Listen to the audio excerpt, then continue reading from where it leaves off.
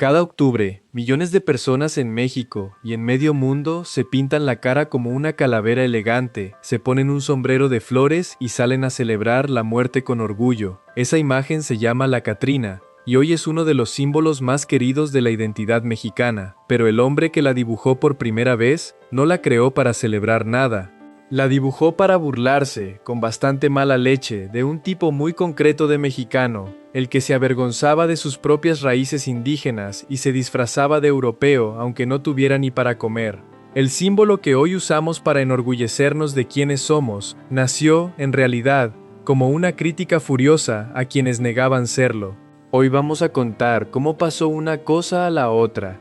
La imagen original se llamó, durante décadas, la calavera garbancera, y la dibujó José Guadalupe Posada, un grabador e ilustrador que trabajó casi toda su vida para la prensa popular mexicana, entre finales del siglo XIX y los primeros años del siglo XX. Fue Diego Rivera, casi 40 años después, quien le dio cuerpo, le puso nombre y la convirtió en la Catrina que conocemos hoy. Al final de este video, vas a entender por qué la calavera original no tenía cuerpo, qué significaba de verdad la palabra garbancera y por qué el mural en el que Rivera la resucitó estuvo prohibido durante 9 años por culpa de una sola frase escondida entre sus figuras. José Guadalupe Posada nació en 1852 en Aguascalientes y desde joven se dedicó al grabado, primero en talleres locales y después, ya instalado en Ciudad de México, en el taller editorial de Antonio Vanegas Arroyo,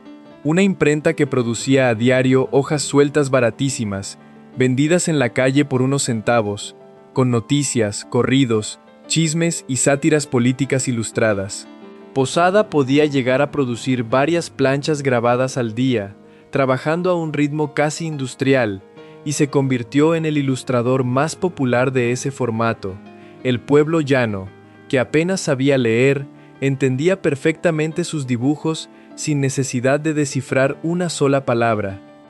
Dentro de ese oficio existía una tradición muy concreta, la de las calaveras literarias, poemas satíricos, publicados sobre todo alrededor del Día de Muertos, que se burlaban de políticos, curas, ricos y personajes públicos representando los ya muertos, convertidos en esqueletos que seguían haciendo, en la tumba, exactamente lo mismo que hacían en vida. El político seguía dando discursos vacíos, el rico seguía contando su dinero, el cura seguía cobrando limosnas.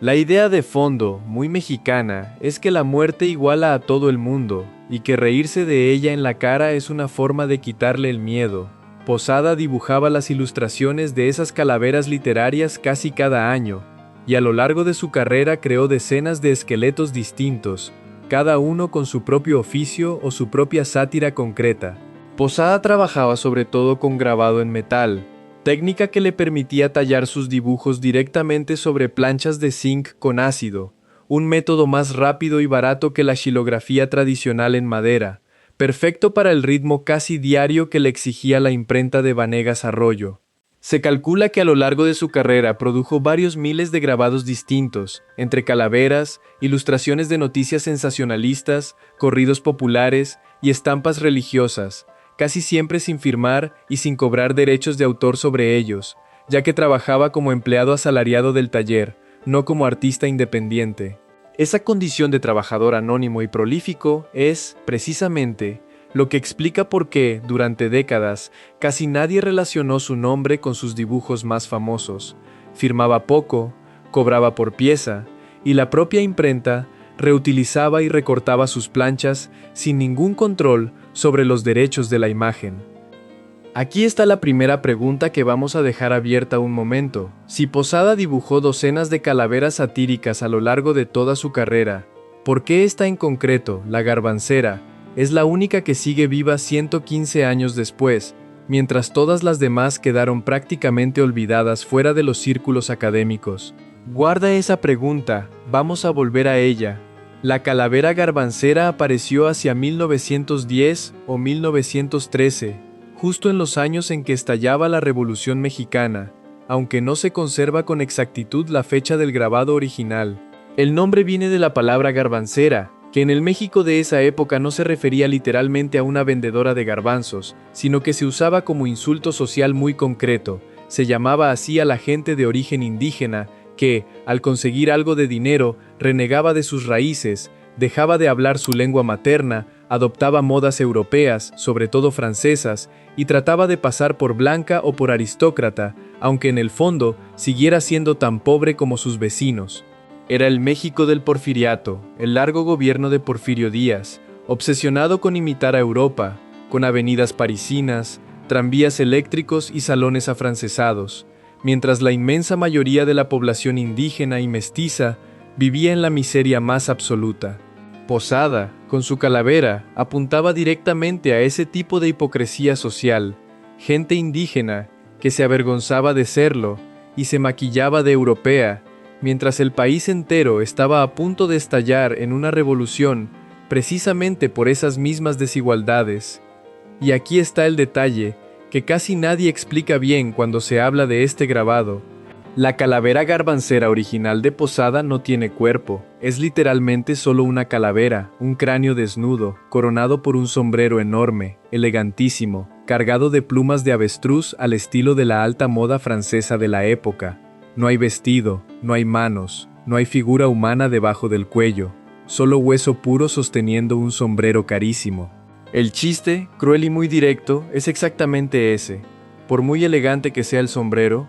por mucho que la garbancera se disfrace de europea, debajo de toda esa pretensión sigue siendo un puro esqueleto indígena, igual de mortal y de pobre que cualquier otro mexicano. El sombrero francés no cambia lo que hay debajo, solo lo disimula un poco, hasta que la muerte, como siempre en la obra de Posada, deja las cosas claras. Posada murió en 1913, prácticamente en la miseria, sin haber alcanzado en vida ni una fracción del reconocimiento que su obra tendría después. Fue enterrado en una fosa común, en el Panteón Civil de Ciudad de México, porque no había dinero suficiente para pagarle una tumba individual, y sus restos se perdieron entre los de otras personas sin recursos enterradas en la misma zona en los años siguientes. El hombre que dibujó una de las imágenes más reconocibles de la cultura mexicana murió tan pobre y tan anónimo como cualquiera de los personajes populares que había retratado durante toda su carrera, y durante casi 3 décadas su nombre prácticamente desapareció de la memoria pública. Su rescate del olvido no llegó desde México, sino desde un joven pintor francés llamado Jean Charlot, que se instaló en Ciudad de México a principios de los años 20, y empezó a colaborar con el movimiento muralista que en ese momento lideraban Rivera, Orozco y Siqueiros. Charlot, revisando montones de hojas sueltas viejas en talleres de imprenta popular, se topó con planchas y estampas firmadas por Posada, y quedó fascinado por la fuerza gráfica de aquel trabajo anónimo y desechado. Escribió los primeros textos serios reivindicando su figura, organizó pequeñas exposiciones y convenció a los propios muralistas de que aquel grabador olvidado merecía ser tratado como un maestro, no como un simple ilustrador de prensa barata. Fue gracias a ese redescubrimiento, casi accidental, por lo que Rivera conocía en profundidad la obra de Posada 2 décadas después, y por lo que decidió, cuando llegó el momento de pintar el mural del Hotel del Prado, no solo rescatar su calavera más famosa, sino colocar al propio Posada, con su característico bigote y su bombín, caminando del brazo de su propia creación, en el centro exacto de la escena. La garbancera habría podido quedarse ahí, como una curiosidad más de la prensa popular porfiriana, si no hubiera sido por Diego Rivera. En 1947, casi 35 años después de la muerte de Posada, Rivera recibió el encargo de pintar un gran mural para el comedor del Hotel del Prado, en el centro de Ciudad de México, un mural que terminaría titulándose Sueño de una tarde dominical en la Alameda Central. La obra reúne, en una sola escena imposible, a cientos de personajes de 400 años de historia mexicana, todos paseando juntos por el Parque de la Alameda como si el tiempo no existiera, desde conquistadores españoles hasta el propio Rivera convertido en un niño con rana en el bolsillo, pasando por Benito Juárez, Porfirio Díaz y Frida Kahlo, que aparece justo detrás de él con la mano sobre su hombro, sosteniendo en la otra mano un símbolo de yin y yang, mezclando sin pudor tradiciones orientales, prehispánicas y populares mexicanas en un mismo plano de 15 metros de largo. Rivera tardó más de un año en completar el mural, considerado durante décadas su obra de caballete más ambiciosa, no por el tamaño de un muro público, sino por la cantidad de personajes históricos reales que logró retratar con precisión reconocible dentro de una sola composición. Y justo en el centro exacto del mural, ocupando el lugar de honor, Rivera colocó a la garbancera de Posada, pero completamente transformada.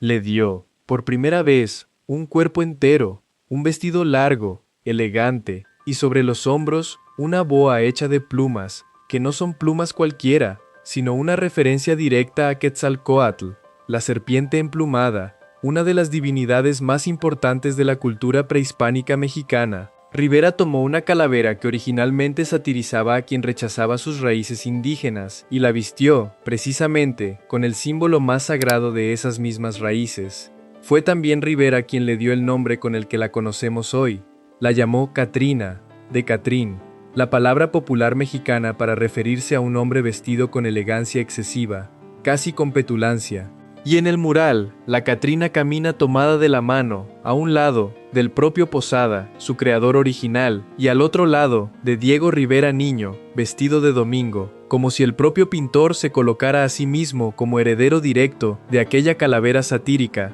ahora convertida en madre simbólica de la identidad mexicana entera. Aquí llega la segunda pregunta que vamos a dejar abierta un momento, porque este mural tiene su propia historia de escándalo, muy parecida en espíritu a la que ya contamos sobre otro mural de Rivera en este canal. Si Rivera consiguió, sin ningún problema, colocar en el centro del cuadro una calavera vestida con símbolos prehispánicos, ¿qué otra cosa incluyó en ese mismo mural que sí provocó un escándalo tan grande que la obra estuvo escondida durante 9 años?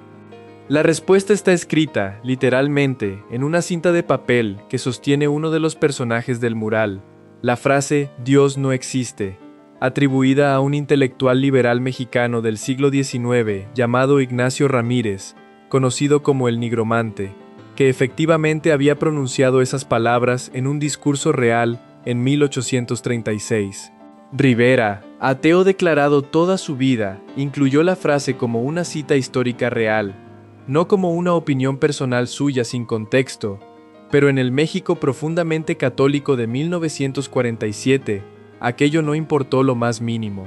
Cuando el mural se presentó al público, un grupo de estudiantes y católicos indignados atacó físicamente la pintura, rayando con objetos punzantes la zona donde aparecía la frase, en pleno comedor del hotel, ante los propios huéspedes que en ese momento almorzaban. La dirección del hotel llamó a la policía, se produjeron forcejeos entre manifestantes y personal de seguridad, y la noticia ocupó portadas de periódicos durante varios días, convirtiendo lo que debía ser la presentación de una obra de arte en un incidente de orden público. El Hotel del Prado, para evitar más disturbios, decidió tapar el mural completo detrás de un biombo de madera, donde permaneció oculto durante 9 años seguidos, visible únicamente para el personal del hotel y algún visitante con permiso especial. Rivera se negó durante mucho tiempo a modificar una sola letra, defendiendo públicamente que la frase era un hecho histórico verificable y no una provocación gratuita, y llegó a declarar en varias entrevistas de la época que prefería que su obra permaneciera escondida antes que falsear un dato histórico real para complacer a sus críticos. Solo en 1956, presionado por el propio hotel y por el deseo de que su obra volviera a verse tras casi una década de encierro, aceptó sustituir esa frase concreta por otra cita, esta vez atribuida también a Ramírez pero de contenido menos explosivo, un cambio mínimo que bastó para que el biombo se retirara por fin, y el público volviera a ver, después de casi una década, a la Catrina paseando del brazo de su creador y de su nuevo padre adoptivo en el centro de la... Ahora sí, volvamos a las dos preguntas que dejamos abiertas, porque las dos explican por qué esta calavera en concreto, de entre todas las que dibujó Posada, es la que sigue viva hoy. La garbancera sobrevivió porque Rivera decidió, casi 40 años después de su creación, invertir completamente su significado original. La convirtió, de burla hacia quien renegaba de sus raíces indígenas, en la imagen materna y orgullosa de esas mismas raíces, vestida ahora con el símbolo sagrado de Quetzalcóatl, en lugar del sombrero francés que la avergonzaba. Y sobrevivió también, en parte, gracias al propio escándalo del mural, La censura de 9 años convirtió a La Catrina, sin que nadie lo planeara así, en parte de una obra maestra prohibida, el tipo de historia que garantiza que una imagen se recuerde mucho más tiempo que si simplemente hubiera colgado sin polémica alguna desde el primer día. Esta inversión de significado, de burla a orgullo, no se quedó solo en el mural de Rivera. A lo largo del siglo XX, la imagen de La Catrina fue absorbida cada vez más por las celebraciones populares del Día de Muertos, hasta convertirse en un elemento casi obligatorio del maquillaje y el disfraz durante esas fechas, algo que Posada, muriendo pobre en una fosa común en 1913, jamás habría podido imaginar.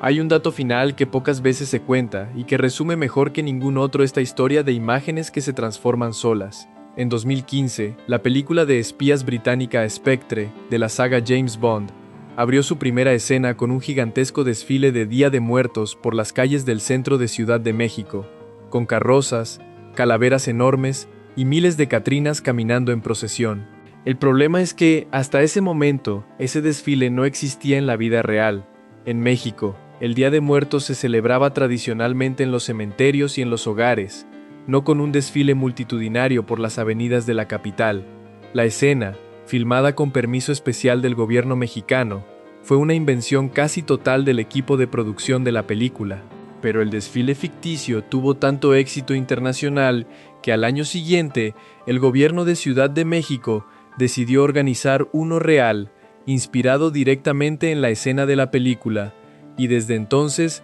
se celebra cada año como una tradición ya asentada. La Catrina, que hoy desfila cada octubre por el centro de la capital mexicana, existe, en parte, porque una superproducción de Hollywood decidió inventarse una tradición que después la propia ciudad adoptó como suya. Posada dibujó una calavera para burlarse de quien fingía ser algo que no era. 70 años más tarde, su calavera terminó protagonizando, sin proponérselo nadie, exactamente el mismo gesto a escala de ciudad entera.